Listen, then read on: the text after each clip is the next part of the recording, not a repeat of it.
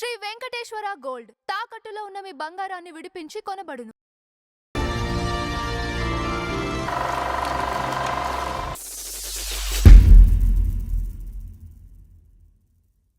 నమస్కారం నందమర్చంద్ర గారు. నమస్కారం రాజబాబు గారు.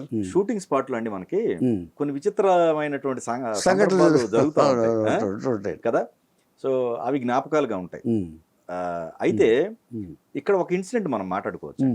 జంధ్యాల గారి సినిమా టైంలో షూటింగ్ స్పాట్ లో మారుతిరావు గారు పూర్ణిమ గారిని కొట్టారనే ఒక వార్త సరే వేరే డైరెక్టర్ కరెక్ట్ అండి, అదేనా? కరెక్టే. జంధ్యాల గారి డైరెక్షన్ లో కాదు, వేరే డైరెక్షన్ లో, వేరే సినిమాలో. అంటే పూర్ణిమ గారిని జంధ్యాల గారే ఇంట్రడ్యూస్ చేశారు.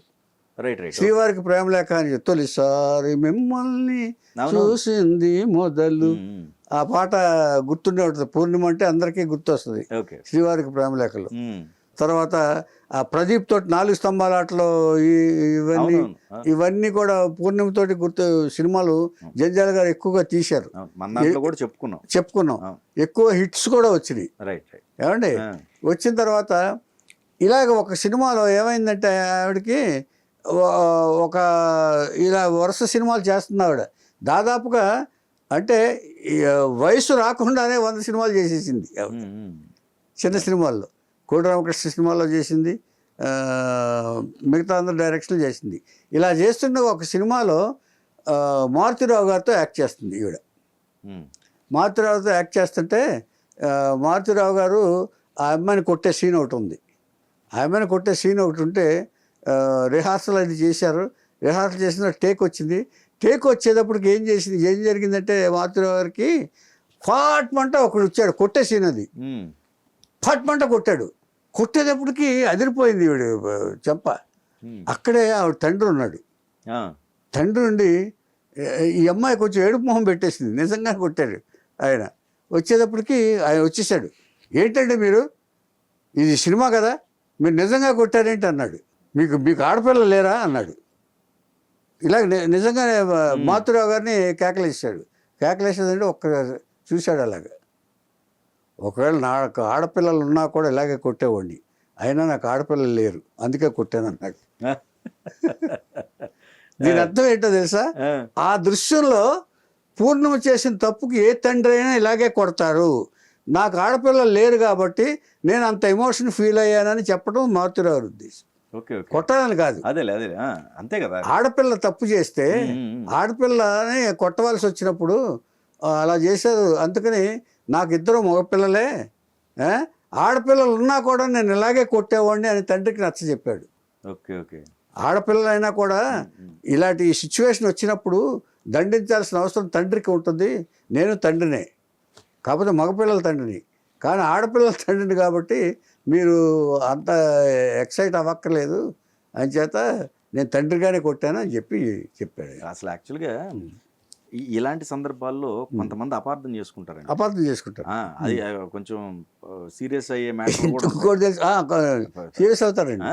తర్వాత రామారావు గారు జయప్రద సర్కస్ రాముడు సినిమాలో వాటమంట ఇట్లా పట్టుకోవాలి. పట్టుకోసేపటికి ఆ 2 చెంపలు ఇలా కొట్టేశాడు ఆయన. కొట్టేసేటప్పుడు ఇలా పడిపోయింది ఆవిడ. మేమందరం కంగారు వచ్చి నీళ్లు చల్లి ఇచ్చేసి, ఇలాంటి సంఘటనలు చాలా గమ్మత్తుగా జరుగుతూ ఉంటాయి.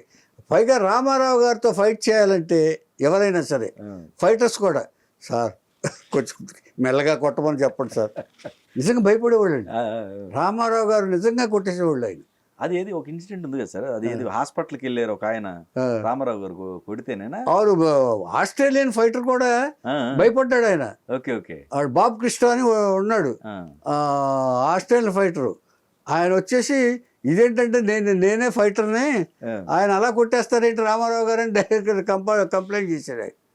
ఇట్లాంటి ఇన్సిడెంట్ జరుగుతూ ఉంటాయి. అంటే ఇన్వాల్వ్ అవుతారు అసలు ఆయనకు ఆవేశం వచ్చిందంటే ఇంతేనండి.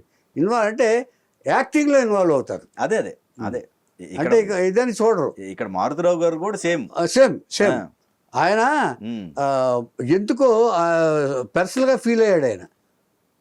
అంటే మారుతిరావు గారు ఎలాగంటే ఆడపిల్ల అలా చేయకూడదు అని కొట్టాలి అని చెప్పేసి అలా ఫీల్ అయ్యాడు ఆయన. అంతే తప్ప ఆయన నిజమైన ఉద్దేశం కాదు అది. అంచేత ఒక సందర్భాల్లో ఇలా జరుగుతూ ఉంటాయి. తర్వాత పూర్ణిమ గారు అర్థం చేసుకున్నారా? అయ్యో అర్థం చేసుకున్నారు. ఇది కామన్ అని మారుతిరావు గారి కోపం లేదు కదా, అది అది ఆ తర్వాత ఆయన ఇది చెప్పారు, ఆయన నా బిడ్డ లాంటిది అని చెప్పారు. ఇవన్నీ మామూలేనండి. అదేలేండి.